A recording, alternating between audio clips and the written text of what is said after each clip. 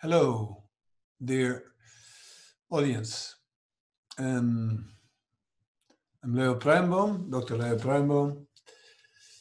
I'm a medical physiologist and biochemist, and I would like to add some knowledge about the coronavirus pandemic based on new data and also on data which perhaps for many of you are not known, but I think it would be a good thing to inform again with real knowledge, not with misinformation, and to ease emotional panic, because then we lose our mind, and if we lose our mind, we do things we regret afterwards. And I think it's a good thing to help you to maintain calmness. Okay, as you see here, the epidemiology worldwide is at this. I only took some representative countries. You see Italy has a mortality now of 8%, Spain 4%, South Korea 1.1%, and surprisingly Germany 0.3%. Okay, so all these numbers are weird, and there are quite a few confounders who could explain that. Perhaps in Italy there are much more cases, but because of the fact that in Italy they lack the capacity to use more tests, perhaps there are much more people affected, and then that would explain that this number would not be real. The same holds in Spain. South Korea, as you see, has the highest number of tests per 1 million. That could explain perfectly this mortality number. And in Germany, they also have quite a few tests per million. But you see, still the mortality there is very low. Then you see that another explanation could be the age of the population. But as you see, that cannot explain the difference between Italy, Spain, and Germany. The three countries, 25% of their population is older than 65 years. But you see, there is quite a bit of difference in the median age of mortality. In Spain and Italy, the majority is older than 65 and 66 years, whereas the average mortality age in Germany is 47. And that cannot be caused by population number above 65. Okay, and anyway, those data make is knowledge. It could produce fear or panic, but it should be the other way around, because those numbers are not good at all. Our sanitary system is under a big pressure, but at the same time, it's very important that the measurements that are taken, that are normally also taken when there is a flu on a cruise ship, for instance, because a cruise ship, when there is a flu, it's also maintained in quarantine. So what I would like to talk about today is not about measurements, it's about easing our brain to prevent what you see here, something which is very human, because we are only animals, but we are reacting very, if we look in our brain, very disturbed. We are really all, a lot of people, in panic. Okay, and why it's so important that we are capable of maintaining calmness, because as you see here, that if you look the way our body develops a response pattern, then you see the following thing. We have a certain genotype based on evolutionary pressure factors, our culture, society, And the genotype, you can look at it as a total cooking book with all possible recipes. Yeah, and we can activate different parts of our genotype, converting it in phenotype, which is behavior. As you see, that because of the fact we have a lot of recipes programmed, we can choose one or two or three or almost uncountable recipes. And that recipe is chosen by contextual pressure. The coronavirus is a new context. It's not a new context for our immune system, because the immune system knows SARS, knows MERS, yeah, but the scale is completely new. And that context could activate a neuroendocrine immune interface system, which will evaluate all information coming from all senses, yeah, produce a response pattern, and we would, and I think that you will agree, we would like a very positive outcome. Yeah, and that outcome is a response pattern, and that response pattern is very much influenced by the way we think and the way we feel. And our cognitive capability of calming down these systems would really increase the possibility to have a positive outcome. And panic and fear is not a very good way to cope with this pandemic. You see, it's about flexibility. It's about emotional flexibility. It's about cognitive flexibility. Even plants survive when they have so-called hormonal flexibility. And that's what and hormonal flexibility is behavior. And you see here that the panic attacks, they have influence on our survival capacity, the way our immune system reacts, the way our endocrinology reacts. And this is panic, this is stress, this is literally stress. And as you see, this is based on emotional and not on cognitive reasoning.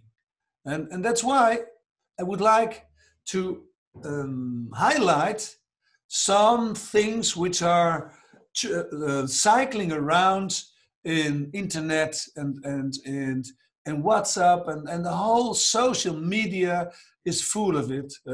The way the coronavirus enters epithelial cells of the lungs and other tissues, and causes coronavirus disease. And as you see, the way it works is like this: it uses an enzyme which is called angiotensin converting enzyme 2. Yeah, that's the corona Trojan horse. Yeah, and the idea is that perhaps that if you inhibit that enzyme, you inhibit the capacity of the corona Trojan horse entrance in cells. And that's why a lot of people are talking about, so we have to stop using antihypertension medicines because they inhibit ACE1 mostly. And the idea is that would increase the expression of ACE2.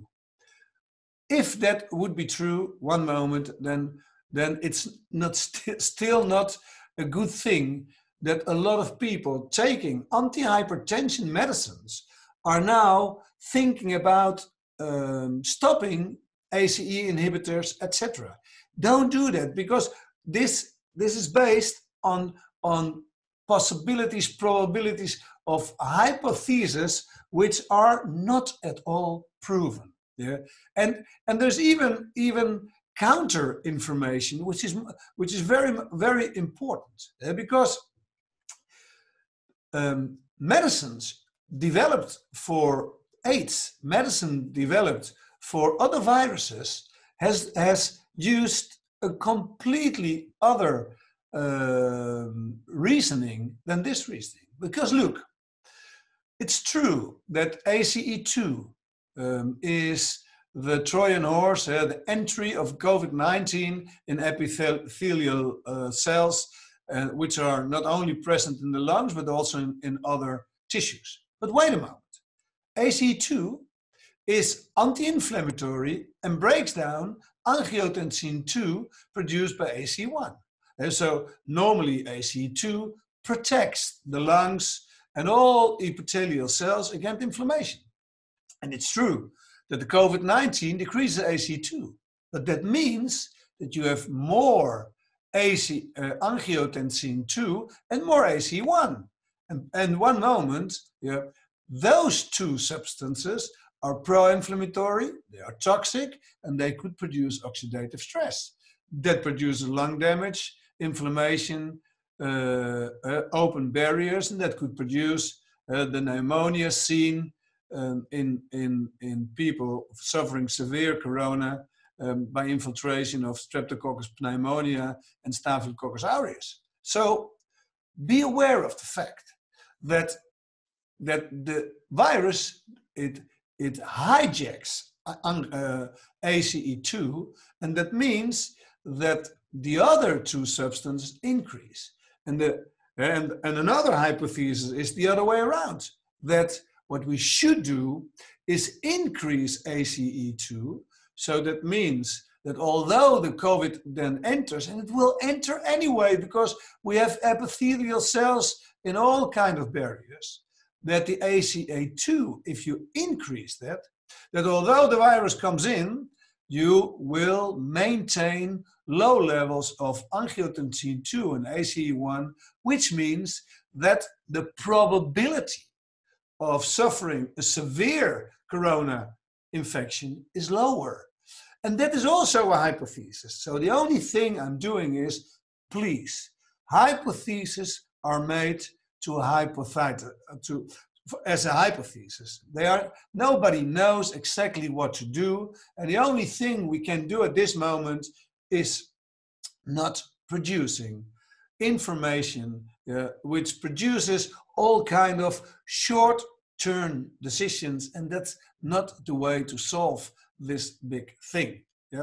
And it's much better to understand that if we maintain calmness, if we maintain social contact virtually by social media, then we can maintain a thing which humans have learned millions of years.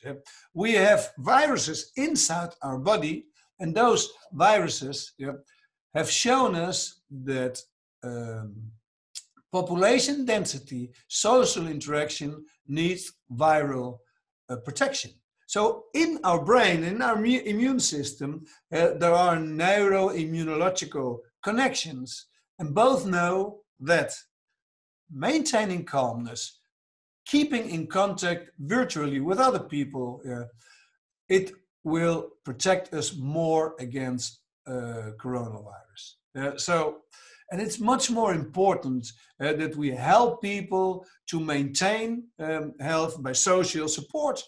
People that are isolated, just phone them, send them a video, be nice and be social. And in this way, let's not panic and maintain health. And as you already see, the World Health Organization director, the general director, they already said, please, we are not just fighting an epidemic, we are fighting also an infodemic. So what cannot happen is that by panicking, we produce more mental health, more mental diseases, we produce a wrong response of our immune system, and don't let fear take over, because that is not the way to fight this, because the fear reaction can even produce something like periodontitis, which we definitely don't want, because that would be an entry of pathogens, yeah, and have trust in your immune system, which has been fighting millions and millions of pathogens. Stay calm, and as you see here, that the neurological, your brain, your immune system, and your endocrinological system, they are connected. And if we stay calm, take the right the right lifestyle interventions, we will survive. Okay, and thank you very much for your attention.